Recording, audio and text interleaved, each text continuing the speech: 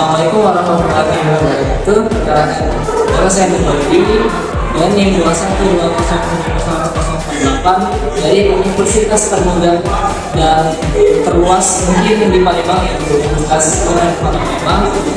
Tujuan saya membuat video ini ingin menjelaskan beberapa teori-teori komunikasi massa untuk menuntaskan tugas ujian akhir semester saya dari mata kuliah komunikasi massa.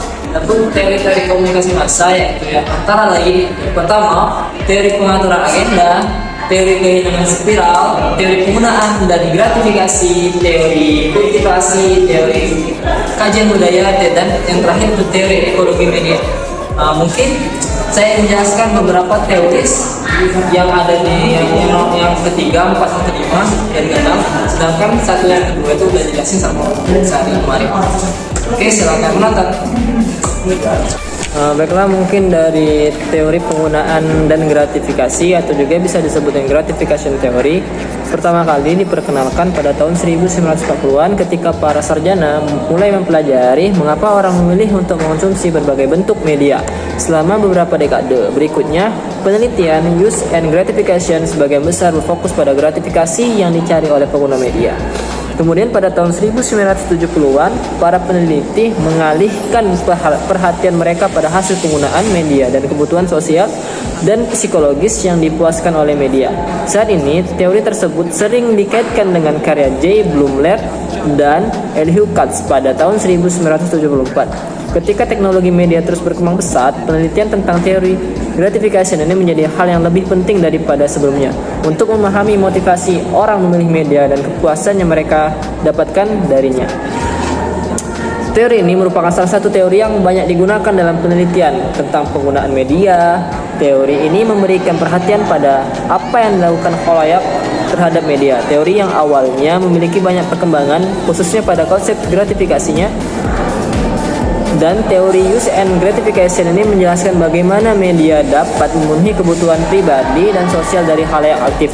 Penggunaan media dalam teori ini, khalayak atau pengguna media digambarkan memiliki peranan aktif untuk memilih serta menggunakan media sesuai motif dan kebutuhannya. Contoh, jika seseorang sedang membutuhkan hiburan, maka ia akan memilih menonton film atau acara komedi yang dapat menghiburnya.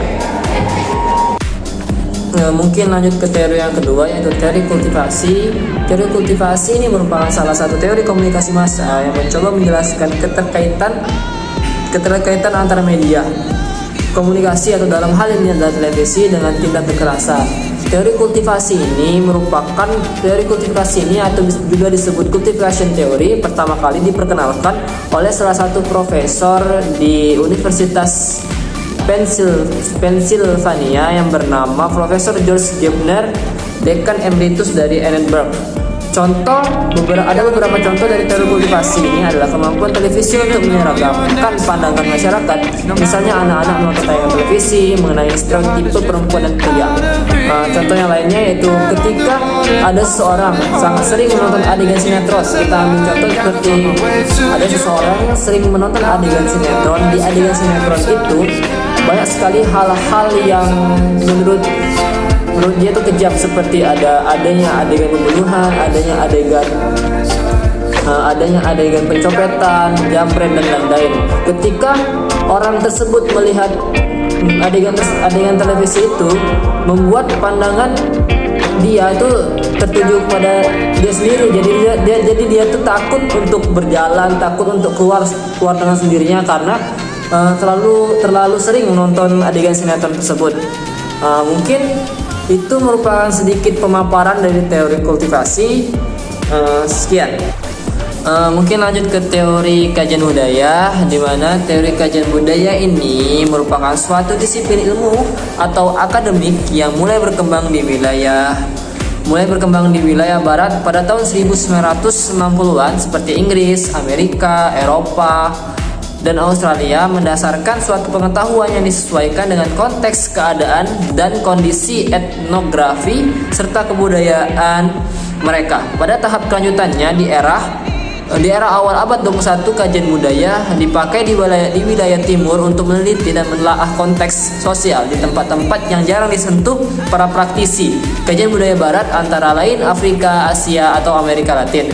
Teori cultural studies atau juga disebut dengan teori kajian budaya ini adalah suatu teori karya Stuart Hall yang mengadopsi teori kritis Marx, lahir di tengah semangat neo-Marxisme yang berupaya untuk meredefinisikan Marxisme sebagai perlawanan terhadap dominasi dan hegemoni budaya tertentu. Contoh kasus dari teori ini yaitu akhir-akhir ini banyak sekali tayangan-tayangan yang ada di televisi, yang tayangan-tayangan yang tidak bermutu ada di televisi. Salah satunya adalah sinetron yang menayangkan sisi kemewahan. Dari situlah aktor atau pemain menggunakan pakaian yang modis, perhiasan mewah, mobil mahal, dan tindakan yang tidak sesuai. Secara tidak langsung, tayangan-tayangan itu telah merubah pola pikir yang ada di seseorang untuk memancing seseorang untuk bertindak sesuai yang dia tonton. Penonton itu cenderung ingin meniru gaya mewah, ditonjolkan mungkin keinginan untuk mempunyai mobil mewah, perhiasan, fashion, modis, dan hal yang lainnya. Dari sinilah acara atau tayangan itu akan merubah pola pikir manusia itu menjadi pola pikir yang sangat konsumtif. Mungkin itu aja.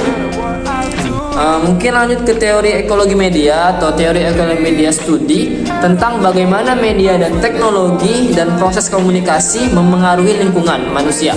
Teori ekologi media berpusat pada prinsip bahwa masyarakat tidak bisa terlepas dari pengaruh teknologi dan bahwa teknologi akan tetap menjadi fokus bagi sebagian besar masyarakat.